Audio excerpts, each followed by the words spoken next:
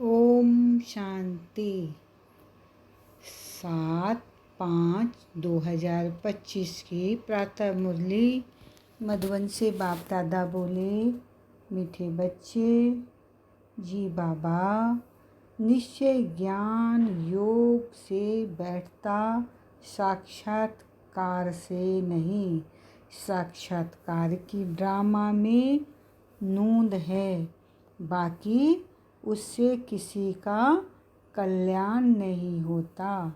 बाबा ने यहाँ बताया कि हमको कभी भी साक्षात्कार हो तो हमको ये सोच के नहीं बैठ जाना कि हमें साक्षात्कार हो गया, मतलब हमें भगवान से मतलब डायरेक्ट साक्षात्कार हो गया तो हमारा भगवान से बस अब हमें कुछ करना ही नहीं है, न योग न ज्ञान न ध्यान, कुछ नहीं।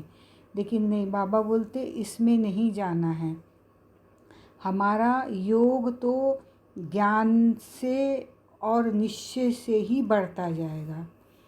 फिर बाबा ने आज मुरली में प्रश्न किया, बाप कौन सी ताकत नहीं दिखाते, लेकिन बाप के पास जादूगरी अवश्य है। देखते हैं बाबा ने उत्तर में क्या कहा। मनुष्य समझते हैं भगवान तो ताकतमंद है, वह मरे हुए को भी जिंदा कर सकते हैं, परंतु बाबा कहते हैं यह ताकत मैं नहीं दिखाता। बाकी कोई नोधा भक्ति करते हैं तो उन्हें साक्षात्कार करा देता हूँ। यह भी ड्रामा में नूंद है। साक्षात्कार कराने की जादूगरी बाप के पास है, इसीलिए कई बच्चों को घर बैठे भी ब्रह्मा व श्री कृष्ण का साक्षात्कार हो जाता है। आज की मुरली में गीत बजा है, कौन आया मेरी मन के द्वारे। ओम शांति। ये बच्चों के अनुभव का गीत है। सत्संग तो बहुत है, खास भारत में तो ढेर सत्संग है, अनेक मतांतर हैं। वास्तव में वह कोई सत्संग नहीं, सत्संग एक होता है। बाकी तुम वहाँ किसी विद्वान आचार्य पंडित का मुँह देखेंगे, बुद्धि उस तरफ जाएगी। यहाँ फिर अनोखी बात है, यह सत्संग एक ही बार इस संगम युग पर होता है। बिल्कुल नई बात है, यह तो बिल्कुल नई बात है। उस बेहद के बाप का शरीर तो कोई है नहीं। कहते हैं मैं तुम्हारा निराकार शिव बाबा हूँ। तुम और सत्संगों में जाते हो तो शरीरों को ही देखते हो, शास्त्र याद कर फिर सुनाते हो। अनेक प्रकार के शास्त्र हैं, वह तो तुम जन्म जन्मांतर सुनते आए हो। अब है नई बात, बुद्धि से आत्मा जानती है। बाप कहते हैं, हे मेरे सिकील दे बच्चे, हे मेरी सालिग्रामों, तुम बच्चे जानते हो 5000 वर्ष पहले इस शरीर द्वारा बाबा ने पढ़ाया था। तुम्हारी बुद्धि एकदम दूर चली जाती है तो बाबा आया है। बाबा अक्षर कितना मीठा है, वह है माता पिता। कोई भी सुनेंगे तो कहेंगे पता नहीं इन्हों के माता पिता कौन हैं। बरोबर वह साक्षात्कार कराते हैं तो उसमें भी वह मूंझते हैं। कभी ब्रह्मा को कभी कृष्ण को देख लेते हैं तो विचार करते रहते हैं कि ये क्या है। ब्रह्मा का भी बहुतों का घर बैठे साक्षात्कार होता है। अब ब्रह्मा की तो कभी कोई पूजा करते नहीं हैं, श्री कृष्ण आदि की तो करते हैं। ब्रह्मा को तो कोई जानते भी नहीं होंगे। प्रजापिता ब्रह्मा तो अब आया है। यह है प्रजापिता। बाप बैठ समझाते हैं कि सारी दुनिया पतित है, तो जरूर यह भी बहुत जन्मों के अंत में पतित ठहरे। कोई भी पावन नहीं है। इसीलिए कुंभ के मेले पर, हरिद्वार गंगा सागर के मेले पर जाते हैं। समझते हैं स्नान करने से पावन बन जाएंगे।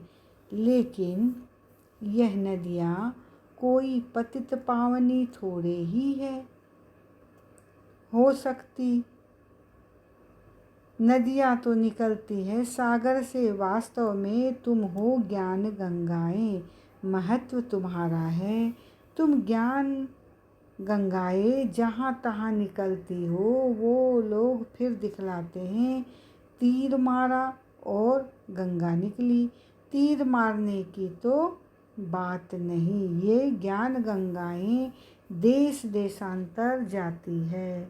शिव बाबा कहते हैं मैं ड्रामा के बंधन में बांधा हुआ हूँ। सभी का पाठ निश्चित किया हुआ है। मेरा भी पाठ निश्चित है। कोई समझते भगवान तो बहुत ताकतमंद है, मरे हुए को भी जिंदा कर सकते हैं। यह सब गपोड़े हैं। मैं आता हूँ पढ़ाने के लिए, बाकी ताकत क्या दिखाएंगे।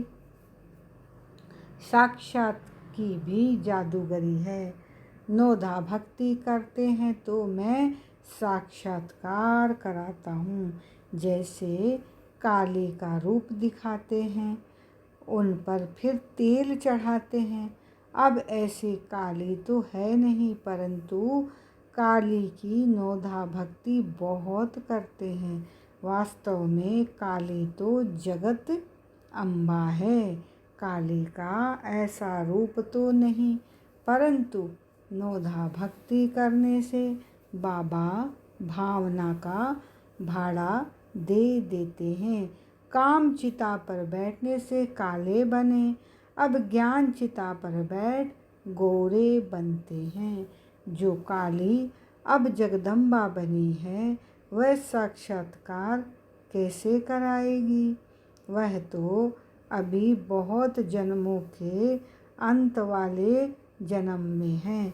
देवताएं तो अभी है नहीं, तो वह क्या साक्षात्कार कराएंगे।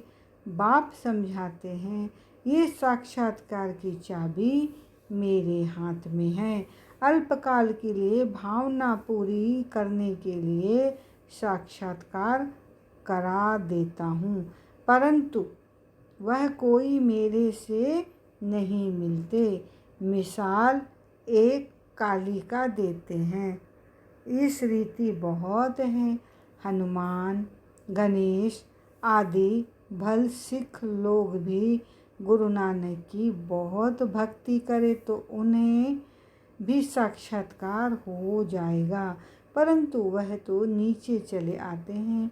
बाबा बच्चों को दिखलाते हैं, देखो ये गुरु नानक की भक्ति कर रहे हैं। साक्षात्कार फिर भी मैं कराता हूँ।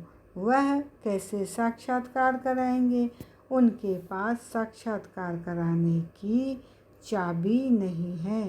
ये बाबा कहते हैं मुझे विनाश स्थापना का साक्षात्कार भी उस बाबा ने कराया, परंतु साक्षात्कार से कोई का भी कल्याण नहीं।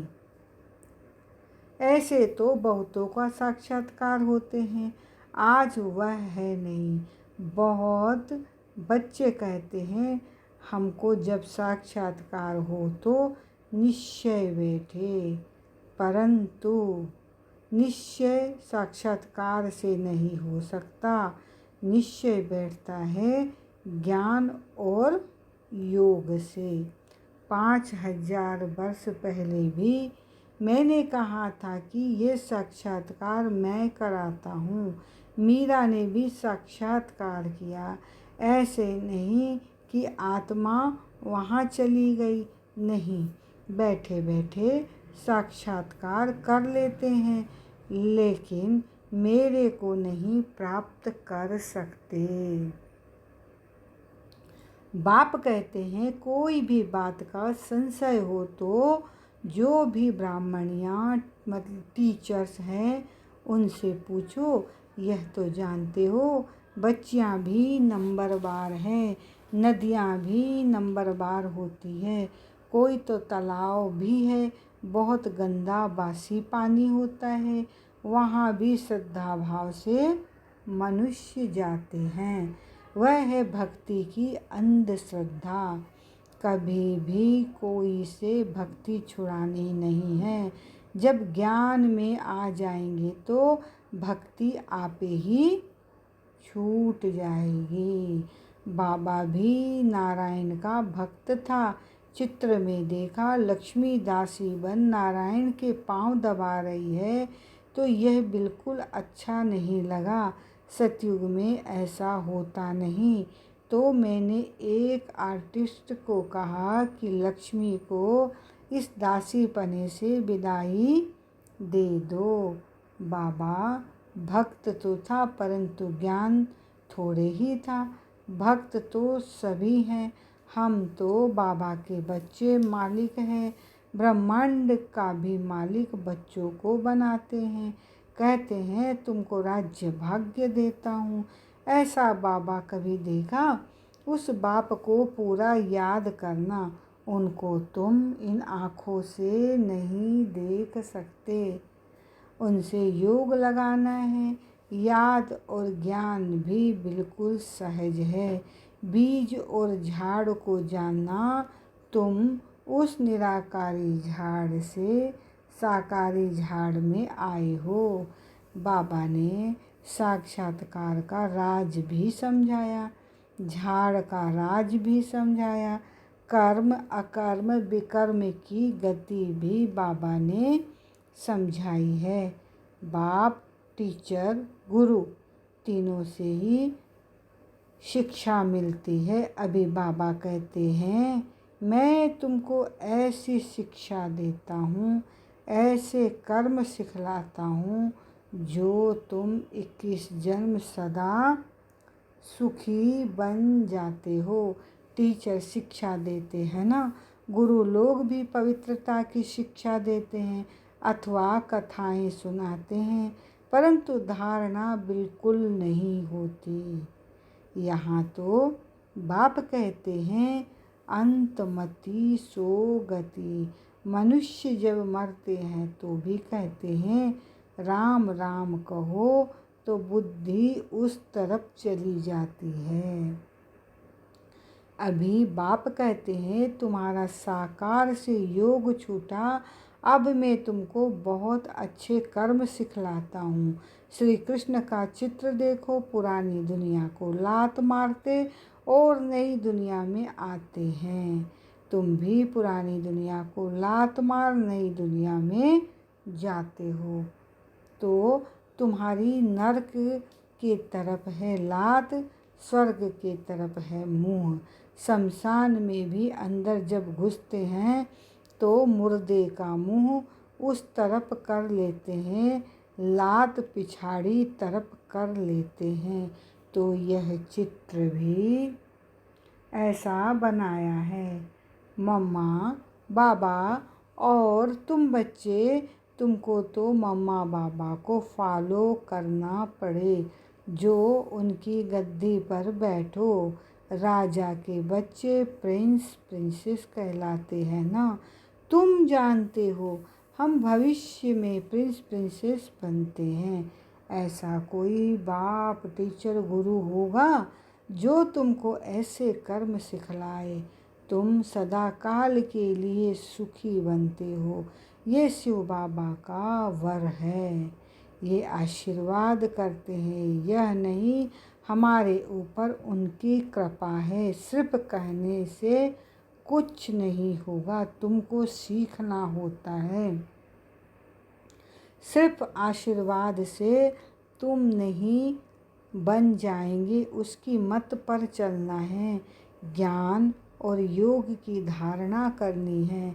बाप समझाते हैं कि मुख से राम राम कहना भी आवाज़ हो जाता।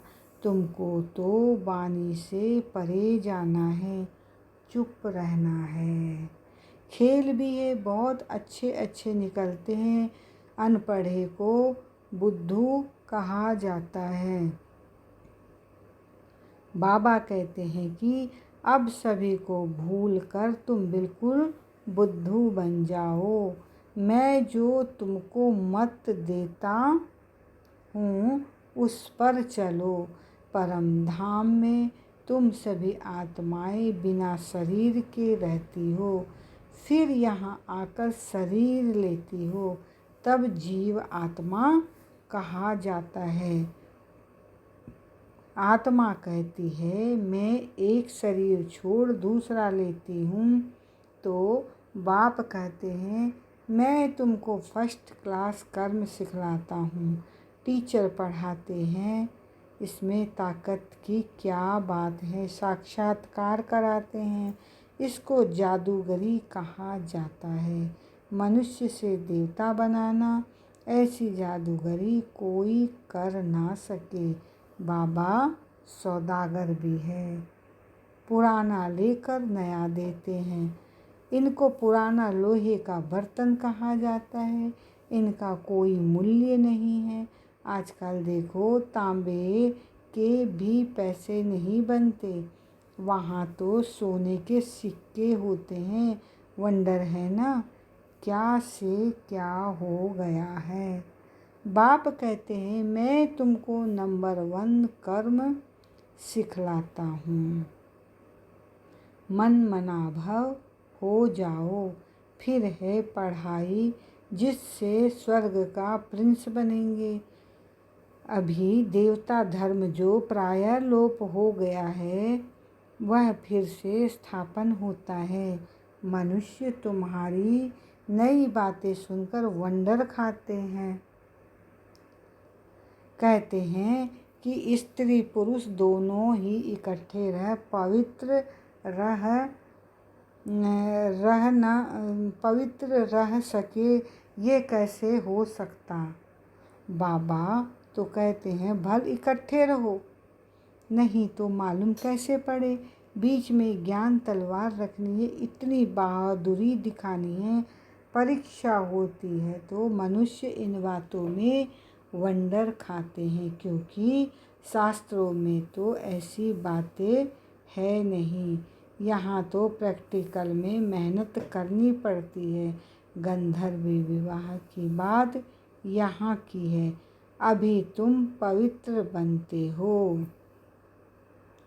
तो बाबा कहते हैं बहादुरी दिखलाओ, सन्यासियों के आगे सबूत देना है। समर्थ बाबा ही सारी दुनिया को पावन बनाते हैं। बाप कहते हैं भल साथ में रहो, सिर्फ नग्न नहीं होना है। ये सभी है युक्तियाँ, बड़ी ज़बरदस्त प्राप्ति है। सिर्फ एक जन्म बाबा के डायरेक्शन पर पवित्र रहना है। योग और ज्ञान से एवर हेल्दी बनते हैं 21 जन्मों के लिए। इसमें मेहनत है ना। तुम हो शक्ति से ना माया पर जीत पहन जगत जीत बनते हो।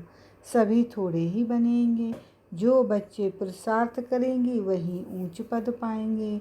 तुम भारत को ही पवित्र बनाकर फिर भारत पर ही राज्य करते हो। लड़ाई से कभी सृष्टि की बादशाही मिल ना सकी, ये वंडर है ना। इस समय सब आपस में लड़कर खलास हो जाते हैं। मक्खन भारत को मिलता है, दिलाने वाली है वंदे मातरम। मेजॉरिटी माताओं की है। अब बाबा कहते हैं जन्म जन्मांतर तुम गुरु करते आए हो, शास्त्र पढ़ते आए हो, अब हम तुमको समझाते हैं। जज योर सेल्फ। राइट क्या है? सतयुग है राइटियस दुनिया, माया है अनराइटियस बनाती है। अब भारतवासी रिलीजियस बन पड़े हैं, रिलीजन नहीं, इसलिए माइट नहीं रही है। इरिलीजियस, अनराइटियस, अनलॉफुल, इंसॉल्वेंट बन पड़े हैं। बेहद का बाप है, इसीलिए बेहद की बातें समझाते हैं। कहते हैं कि फिर तुमको रिलीजियस मोस्ट पावरफुल बनाता हूँ। स्वर्ग बनाना तो पावरफुल का काम है, परंतु है गुप्त, इनकॉग्निटो वॉरियर्स है। बाप का बच्चों पर बहुत प्यार होता है, मत देते हैं।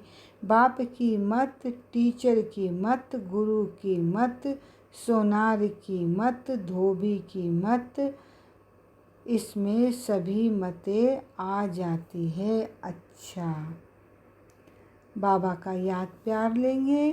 बाबा कहते हैं, रोज मुरली में कहते हैं, मीठे मीठे सिकील दे बच्चों प्रति माता पिता बाप दादा का याद प्यार और गुड मॉर्निंग। रूहानी बाप की रूहानी बच्चों को नमस्ते।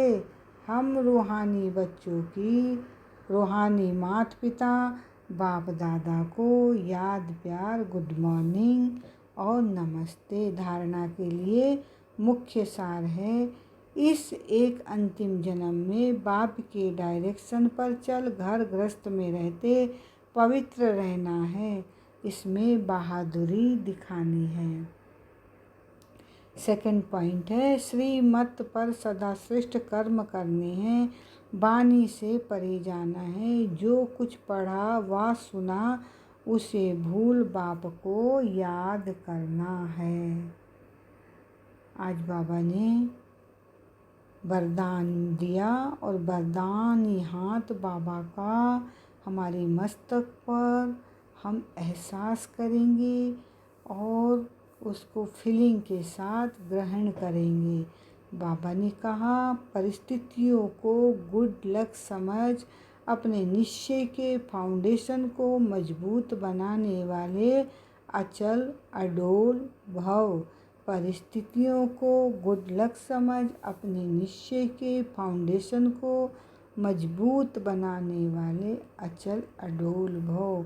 बाबा ने डिटेल में कहा, कोई भी परिस्थिति आए तो आप हाई जंप दे दो, क्योंकि परिस्थिति आना भी गुड लक है। ये निश्चय के फाउंडेशन को मजबूत करने का साधन है। आप जब एक बारी अंगद के समान मजबूत हो जाएंगे तो ये पेपर भी नमस्कार करेंगे। पहले विकराल रूप में आएंगे और फिर दासी बन जाएंगे। चैलेंज करो, हम महावीर हैं। जैसे पानी के ऊपर लकीर ठहर नहीं सकती, ऐसे मुझ मास्टर सागर के ऊपर कोई परिस्थिति वार कर नहीं सकती। स्व स्थिति में रहने से अचल अडोल बन जाएंगे। आज की मुरली से स्लोगन है, पुराने वर्ष को विदाई देने के साथ साथ कड़वेपन को भी विदाई दे दो। आज का अव्यक्त इशारा है, रूहानी रॉयल्टी और प्योरिटी की पर्सनैलिटी धारण करो। यदि वरदाता और वरदानी दोनों का संबंध समीप और स्नेह के आधार से निरंतर हो और सदा कंबाइंड रूप में रहो, तो पवित्रता की छत्र छाया स्वतः रहेगी। जहाँ सर्वशक्तिवान बाप है, वहाँ अपवित्रता स्वप्न में भी नहीं आ सकती। जब अकेले होते हो तो पवित्रता का सुहाग चला जाता है। ओम शांति, ओम शांति, ओम शांति। शुक्रिया बाबा, शुक्रिया मेरे मीठे बाबा, शुक्रिया मेरे प्यारे बाबा।